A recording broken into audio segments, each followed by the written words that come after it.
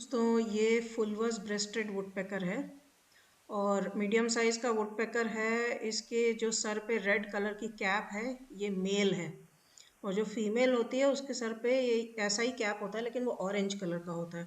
बाकी बॉडी की मार्किंग्स लगभग सेम होती हैं। तो ये हिमालयाज़ में मिलता है और काफ़ी सुंदर होता है। अभी ये पेड़ में अपना कोटर बनाने की कोशिश करते हैं इस तरह से। ये कॉमन रोज फिंच है। देखिए ये जो पिंकिश कलर का पिंकिश रेड अपर बॉडी है इसका, मतलब हेड और चेस्ट का अपर पार्ट ये मेल है और दूसरी जो साइड में बैठी है वो फीमेल है। जो यंग मेल्स होते हैं मतलब जुवेनाइल वाले वो भी डल कलर के होते हैं। जो फीमेल होती है वो भी डल ऐसी कलर की होती है, ब्राउनिश कलर की। कई बार ऐसा भी होता है कि जो मेल है वो अगर ऐसे एनवायरनमेंट में है जहाँ पर उसको कुछ डाइटरी डेफिशिएंसी है या एनवायरनमेंट का प्रेशर है बहुत ज़्यादा, क्योंकि नंबर्स में काफ़ी ढेर सारे मिलते हैं तो हो सकता है उसको खाना नहीं मिल रहा हो ठीक से। तो कई बार मेल्स का भी ऐसा डिस्कलरेशन हो जाता है, थोड़ा येलोइश टाइप का हो जाता है अपर पार्ट पिंक की जगह। तो ये जो ब्रीडिंग सीजन में तो ये आपको और अपर हिमालयाज में मिलेंगे, मतलब 10,000 फीट तक मिलते हैं जहाँ तक मुझे लगता है। और अभी जो जो विंटर्स में ये नीचे आ जाते हैं फुट हिल्स में। जो दिसंबर जनवरी फरवरी वाला टाइम है फुट हिल्स में मिलेंगे आपको कॉमन रोज फिंच। ये इंडियन वाइट आई है दोस्तों, पहले इसको ओरिएंटल वाइट आई बोलते थे, अभी इंडियन वाइट आई बोलते हैं। बड़ी ही प्यारी सी बर्ड होती है, पूरे साल रहती है इंडिया में, रेजिडेंट है, हर जगह मिलती है। तो इसके वाइट आई इसलिए नाम पड़ा है क्योंकि इसकी जो आँख है इसके आसपास आप देखेंगे एक वाइट कलर का सर्कल मिलता है। बाकी इसकी बॉडी ऑलिव ग्रीन होती है जो बैक वाला पोर्शन है, और जो फ्रंट है वो वाइटिश होता है। टेल के पास येलो कलर का वेंट होता है। अभी ये सरसों के खेतों में सारा दिन लगे रहते हैं ये वाइट आई भी, और जो फिंच हैं फिंच की अलग अलग वैरायटीज़ वो भी इसी में लगे रहते हैं। ये लीनिएटेड बाबेट है। देखिए एक बार देखने में आपको लग सकता है कि ब्राउन हेडेड बाबेट है, लेकिन ये लीनिएटेड बाबेट है। और हिमालयाज़ में मिलता है, ये अपर हिमालयाज़ में गर्मियों में रहता है। फुट हिल्स में आ जाता है विंटर के सीज़न में, से दिसंबर जनवरी में आपको फुट हिल्स में मिल जाएगा। बार्बेट्स को कहा गया है कि ये फ्रूगीवोरस हैं, लेकिन ये प्योरली फ्रूगीवोरस नहीं होते हैं। जो इनका ब्रीडिंग सीजन होता है या अदरवाइज भी जब भी इनको प्रोटीन की रिक्वायरमेंट होती है तो ये इंसेक्ट्स वगैरह को खाते हैं। ब्राउन हेडेड बार्बेट को तो मैंने अपनी आंखों से हनी बी को खाते हुए देखा है। तो प्योरली फ्रूगीवोरस नहीं होते हैं बार्बेट्स। इंसेक्ट्स और छोटे इस तरह के जानवरों को ये खा सकते हैं। तो यहाँ पर जो आप देख रहे हैं ये है लीनिएटेड बार्बेट। ज़्यादातर तो फ्रूट्स ही इनके डाइट में आते हैं। अभी ये दिख रहा है आपको ग्रे ट्री पाई, जैसे रूफस ट्री पाई है उसी के जैसा ग्रे ट्री पाई है, बस इसके बॉडी का कलर अलग है। और इसको मैंने पहले देखा हुआ है भूटान में भी, तो ये काफ़ी हाई एलिवेशंस में भी मिलता है। रूफस ट्री पाई हालांकि हालांकि आपको पूरे देश भर में हर जगह मिल जाएगा, लेकिन ग्रे ट्री पाई उससे थोड़ा अलग होता है। ये दोनों सेम फैमिली के ही, कॉर्विडी फैमिली के हैं। और जैसे कि कौवा अलग अलग तरह की आवाज़ निकाल सकता है, दूसरे जानवरों की भी मिमिक्री कर सकता है। रूफस ट्रिपाई को भी आपने सुना होगा दूसरे तरह की आवाज़ें निकालते हुए। उसी तरह ये जो ग्रे ट्रिपाई है ये भी कई तरह की अलग अलग आवाज़ें निकाल सकता है। मतलब पूरी कॉर्विडी फैमिली के जितने मेंबर्स हैं वो मिमिक्री करने में एक्सपर्ट होते हैं और काफ़ी अलग अलग तरीके के होते हैं। जैसे ट्रीपाइज हैं, मैगपाइज हैं, ये सारे क्रो फैमिली के ही मेंबर्स हैं, चफ वगैरह भी।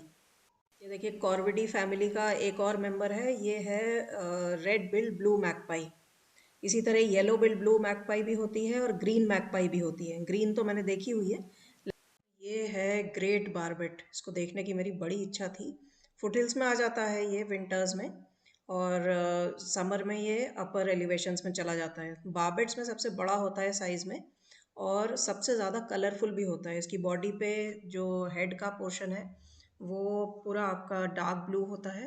जो बीक होती है वो येलो होती है। बैक पे इसका आधा बैक ब्राउन होता है, बाकी में ग्रीन और ब्लू और येलो फेदर्स होते हैं। टेल में भी ऐसा ही होता है। और इसका जो वेंट वाला पोर्शन होता है वो रेडिश होता है। जो चेस्ट है वो येलोइश विद ब्राउन मार्किंग्स होता है।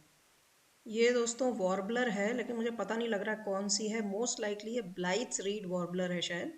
ह्यूम्स वॉर्बलर की आवाज़ सुनाई दे रही है ऐसा मर्लिन ने बताया मुझे, लेकिन जब मैंने चेक किया ह्यूम्स वॉर्बलर को तो वो इससे काफ़ी छोटी है साइज़ में। तो मोस्ट लाइकली ये ब्लाइथ्स रीड वॉर्बलर ही होनी चाहिए। पहले एक बार मंगला जोड़ी में भी देखा है।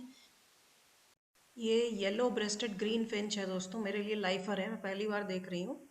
ये वाइडली डिस्ट्रीब्यूटेड होते हैं all over Himalayas, resident bird है यहाँ की।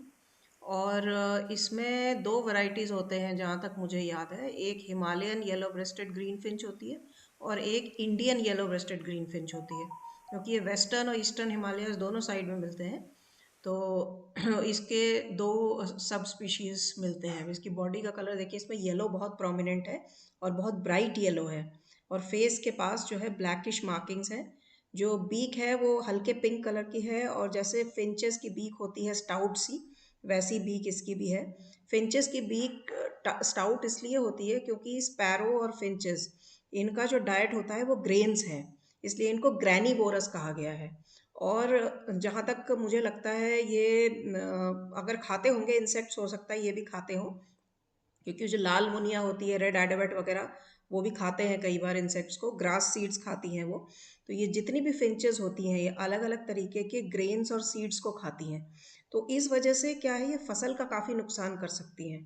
तो जो सरसों वगैरह लगी होती है या जो भी सीड्स वाले क्रॉप लगे होते हैं, वो सारे जो है ये फिंचेस की जितनी भी स्पीशीज़ होती हैं उसके आसपास मिलेंगी, और वो सीड्स को ख़राब कर देती हैं, क्योंकि वही उनका डाइट है। तो उस सीड्स को ब्रेक करने के लिए, क्योंकि उसके ऊपर एक थिक कोटिंग होती है सीड्स के ऊपर, उसको ब्रेक करने के लिए इनको ऐसा स्टाउट बीक दिया गया है। तो बॉडी का अडेप्टेशन यदि आप हर प्राणी में देखेंगे, चाहे वो मैमल हो या रेप्टाइल हो या बर्ड हो, उसका अडेप्टेशन उसी के हिसाब से होता है। या तो उसका जो एनवायरनमेंट है जहाँ पर वो रहता है, और जो उसका खाना होता है, जिस तरह का खाना उसको खाना है, जैसा उसको बनाया गया है प्रकृति के हिसाब से, तो उसकी बॉडी के जो पार्ट्स होंगे वो उसी के अकॉर्डिंग अडेप्टेड होंगे। इसीलिए फिंचेस की जो बीक है ये ऐसे शॉर्ट और स्टाउट होती है, जिससे कि ये ग्रेन्स को तोड़ सकें और खा सकें। और इसी तरह बाकी भी फिंचेस की बीक ऐसे ही मिलेगी आपको। दोस्तों, इस पेड़ पे जो छोटी सी चिड़िया बिल्कुल कभी ऊपर जा रही है, कभी उल्टे होकर नीचे आ रही है, ये चेस्टनट बेली नटहैच है। और जहाँ तक मुझे लगता है उसकी फीमेल है, क्योंकि जो मेल होता है उसका जो बेली वाला पार्ट होता है वो डीप चेस्टनट कलर का होता है, और जो ऊपर बैक वाला पोर्शन होता है वो वायलेट कलर का होता है। तो इसका ऊपर वाला तो वायलेट है, लेकिन नीचे वाला थोड़ा हल्का चेस्टनट कलर लग रहा है। तो चेस्टनट बेली नटहैच की फीमेल हो सकती है ये। बाकी ऐसे ये पेड़ के तने पे ऊपर नीचे चलते रहते हैं, और कुछ ऐसा ही जैसे ट्री क्रीपर करते हैं। ट्री क्रीपर भी इसी तरह का मूवमेंट करते हैं। और ये पेड़ में जो जहाँ पे डेड लीव्स हैं, जिसके अंदर कीड़े मकोड़े होंगे, उसको खोद खोद के ये खाते भी हैं। तो चेस्टनट बेली नटहैच पूरे हिमालयाज़ में हर जगह मिलते हैं, वेस्टर्न हिमालयाज़ से लेके ईस्टर्न हिमालयाज़ तक हर जगह आपको मिल जाएंगे। अपर हिमालयाज़ में भी मिलते हैं, फुट हिल्स में भी मिलते हैं। पहले मैंने इसको कोटद्वार में देखा हुआ है, पहली बार जब मैंने देखा था, और उसके बाद मेरे ख्याल से ये मुझे नहीं दिखी है, और अभी मैं देख रही हूँ इसको पहली बार। तो इसकी खासियत यही होती है कि ये तने पे जिस तरह से ये चलती है, इस तरह बहुत कम बर्ड्स इस तरह का कर पाती हैं। तो इसके और भी स्पीशीज़ होते हैं नटहैच के, सारे ही नटहैच इस तरह बिहेव करते हैं। इसमें एक वेलवेट फ्रंटेड नटहैच भी होती है, वो भी मैंने देखी हुई है कोटद्वार में। और उसके अलावा ब्यूटीफुल नटहैच होती है, कश्मीर नटहैच होती है। ये सारे नटहैच की स्पीशीज़ इंडिया में पाई जाती हैं। दोस्तों, इस वीडियो में जो एक छोटी सी चिड़िया है, जिसके आज जब वो उड़ती है तो उसकी बॉडी का जो येलोइश कलर है वो फ्लैश करता है स्क्रीन के सामने। बड़ी मुश्किल हो रही है इसको कैप्चर करने में, क्योंकि ये एक जगह बैठती ही नहीं है। और पूरे दिन में मैंने कई टाइम पे सुबह देखा, फिर दोपहर को, शाम को, हर समय इसकी इसी तरह एक्टिविटी चलती रहती है। ज़्यादातर बर्ड्स का आप देखें कि सुबह के टाइम उनका फीडिंग फ्रेंजी बहुत ज़्यादा रहता है, क्योंकि पूरे शाम से लेके और सुबह तक वो फास्टिंग रहते हैं। लेकिन उसके बाद दोपहर तक या शाम तक वो थोड़ा रिलैक्स हो जाते हैं, कहीं तो बैठते हैं, थोड़ा प्रीनिंग करते हैं। लेकिन इसको मैंने एक बार भी नहीं देखा अभी तक बैठते या प्रीनिंग करते हुए। और बड़ी मुश्किल से, और बहुत छोटी सी दिख रही है इसी वजह से, क्योंकि है भी छोटी। इसका नाम है ग्रे हुडेड वॉर्बलर। पहले मैंने इसको देखा हुआ है कोटद्वार में, पहले भी मैं, वो भी पाकरो रेंज में, मतलब जहाँ मैं पहली सफारी के लिए गई थी, उधर देखा था मैंने इसको। तो ये ग्रे हुडेड वॉर्बलर ओल्ड वर्ल्ड वॉर्बलर्स में से है, लीफ वॉर्बलर है, मतलब लीफी टेम्परेट फॉरेस्ट में ही रहती है ये। तो हिमालयाज़ में, फुट हिल्स में भी, और मिड लेवल के हिमालयाज़ में भी ये काफ़ी ज़्यादा मिलती हैं। तो जितनी भी वॉबलर्स हैं उनके आइडेंटिफिकेशन में मुझे बड़ी प्रॉब्लम होती है, लेकिन जब ये दिख जाती है कहीं पे तो फिर उसकी फ़ोटो खींच के उसको आइडेंटिफाई करने की कोशिश करना, उसकी बॉडी पे क्या मार्किंग्स हैं नहीं हैं, वो हमें करनी चाहिए। भले ही वो स्पीशीज़ हमें डिफ़िकल्ट लगती हो या बहुत पसंद नहीं हो, बहुत कलरफुल नहीं हो। जैसे बाकी वॉबलर्स जो हैं वो बहुत ज़्यादा कलरफुल नहीं होती हैं, लेकिन ये जो ग्रे हुडेड वॉबलर है इसकी बॉडी पर जो येलो कलर है वो काफ़ी प्रोमिनेंट होता है, तो इसकी वजह से ये आसानी से दिख जाती है। दूसरी जो वॉबलर्स हैं वो तो लीफी कलर की होती हैं, ऑलिव ग्रीन या ऐसे ग्रीनिश डल ग्रीन कलर का होता है। जैसे भी आपने ब्लाइस रीड वॉबलर देखा, उसकी बॉडी का साइज एटलीस्ट बड़ा है, तो वो इजीली दिखता है। लेकिन जो छोटे साइज़ की वॉबलर्स हैं वो तो दिखती भी बड़ी मुश्किल से हैं, बॉडी का कलर भी डल होता है, तो इसलिए उनके आइडेंटिफिकेशन में बहुत ही ज़्यादा दिक्कत होती है। लेकिन ग्रे हुडेड वॉबलर का जो टॉप जो क्राउन है उसका हेड का वो ग्रेइश कलर का है, और जो बाकी की बॉडी है वो ब्राइट येलो है, इसलिए वो थोड़ी आसानी से दिख जाती है दूसरों के कंपैरिजन से। ये दोस्तों रेड बिल्ड लियोथ्रिक्स है, इसको कॉमनली लिपस्टिक बर्ड भी कहते हैं क्योंकि इसकी बीक जो है वो रेड कलर की होती है। बाकी बॉडी पे काफ़ी कलरफुल बॉडी होती है इसकी, ब्राइट येलो कलर का पैच होता है नेक पर। बॉडी पे इसके ऑलिव ग्रीन फेदर्स होते हैं, जो इसके विंग्स होते हैं उस पे ब्लैक कलर के बार्स होते हैं, रेड येलो ये फेदर्स भी होते हैं इसके विंग्स के आसपास। तो रेड बिल्ड लियोथ्रिक्स भी लाफिंग थ्रशेस की फैमिली का ही है, लेकिन ज़्यादा बड़ा नहीं है साइज़ में। ऐसे लाफिंग थ्रशेस में कुछ काफ़ी बड़े भी होते हैं, जैसे ब्लू विस्लिंग थ्रश है वो काफ़ी बड़ा होता है। इवन जो आपका वाइट क्रेस्टेड लाफिंग थ्रश है वो भी साइज़ में इससे बड़ा होता है, लेकिन रेड बिल्ड लियोथ्रिक्स साइज़ में थोड़ी छोटी होती है।